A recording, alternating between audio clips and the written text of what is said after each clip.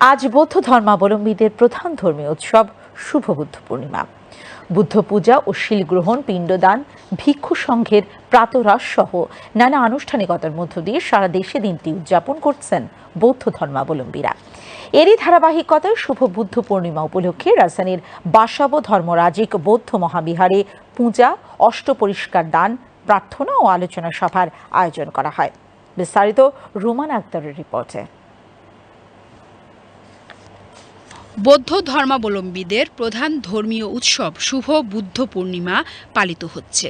বৌদ্ধ ধর্মমতে প্রায় ২৫০০ বছর আগে এই দিনে মহামতি গৌতম বুদ্ধ আবির্ভূত হয়েছিলেন। গৌতম বুদ্ধের শুভ জন্ম, বৌদ্ধিক জ্ঞান ও মহাপরিনির্বাণ লাভ, এই ৩ স্মৃতি বিজড়িত বৈশাখী পূর্ণিমা বিশ্বের বৌদ্ধ সম্প্রদায়ের কাছে বুদ্ধ পূর্ণিমা নামে পরিচিত। বুদ্ধের মূল জীবন দর্শন হচ্ছে অহিংসা, সাম্য, মৈত্রী ও প্রীতির বন্ধনে আবদ্ধ হয়ে সহ অবস্থান করা। বুদ্ধ পূজা ও শিল গ্রহণ, পিণ্ডদান, ভিক্ষু সংঘের প্রাতরাশ সহ নানা আনুষ্ঠানিকতার মধ্য দিয়ে সারা দেশে দিনটি উদযাপন করছে বৌদ্ধ ধর্মাবলম্বীরা। এই উপলক্ষে রাজধানীর বাসাবোতেও বুদ্ধ পূর্ণিমার তাৎপর্য শীর্ষক এক আলোচনা সভার আয়োজন করা হয়।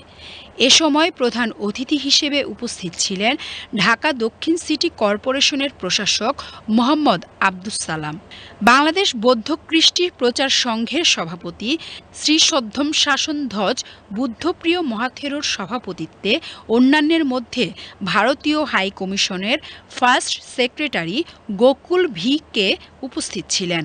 অনুষ্ঠানে মহামতি বুদ্ধের অমীয় বাণী হৃদয়ে ধারণ করে মানুষ যেন দেশে শান্তিতে বসবাস করতে পারেন সেই প্রত্যাশা করেন দক্ষিণ সিটি কর্পোরেশনের প্রশাসক মোহাম্মদ আব্দুস সালাম। আমরা বিশ্বাস করি যার যার ধর্ম তার তার রাষ্ট্র সবার। ধর্মের ভিত্তিতে যাতে আজকে হিন্দু বলি, বৌদ্ধ বলি কেউ যাতে ক্ষতিগ্রস্ত না হয়, বাংলাদেশটা এগিয়ে যাওয়ার জন্য আজকে আমাদের সবাইকে ঐক্যবদ্ধভাবে কাজ করতে হবে। দক্ষিণ সিটি কর্পোরেশনের প্রশাসক বলেন, পানি নিষ্কাশনের ব্যবস্থা রাতারাতি পরিবর্তন করা সম্ভব নয়। শহরের অধিকাংশ খাল ও পুকুর ভরাট হওয়ার ফলে পানি নিষ্কাশনে অসুবিধা হচ্ছে। পানি নিষ্কাশনের যে অবস্থাটা হচ্ছে এটা আমি দিনে দিনে সমাধান করে দিতে পারবো, কারণ ঢাকা শহর একটা বিশাল শহর, কিন্তু আমাদের যেগুলো খাল ছিল ভরাট হয়ে গেছে। ধোলাই খাল ছিল একটা ভরাট হয়ে গেছে। ছোট ছোট খাল যেগুলো ছিল, পুষ্কুনি ছিল, আজকে এখানে হয়তো আছে, কিন্তু আশেপাশে সকল পুষ্কুনিগুলো বন্ধ হয়ে গেছে। কাজে বৃষ্টির পানি নিষ্কাশনের ওয়েটা কিন্তু আজকে নাই, আজকে কাভার ড্রেন হয়ে গেছে। এগুলোকে আমরা চেষ্টা করছি যত দ্রুত এগুলোকে পরিষ্কার করা যায় তত দ্রুত আমরা পানি নিষ্কাশনের ব্যবস্থা করতে পারবো। তবে আগে হয়তো পানি অনেকক্ষণ থাকতো, অনেক দিন থাকতো, সেই ব্যবস্থাটা যাতে না থাকে, দ্রুত যাতে কয়েক ঘন্টার মধ্যে পানিটা নিষ্কাশনের ব্যবস্থা করা যায় সেটার জন্য আমরা চেষ্টা করছি। এর আগে বুদ্ধ পূর্ণিমা উপলক্ষে এক বর্ণাঢ্য র্যালি বের হয়ে বিভিন্ন সড়ক প্রদক্ষিণ করে।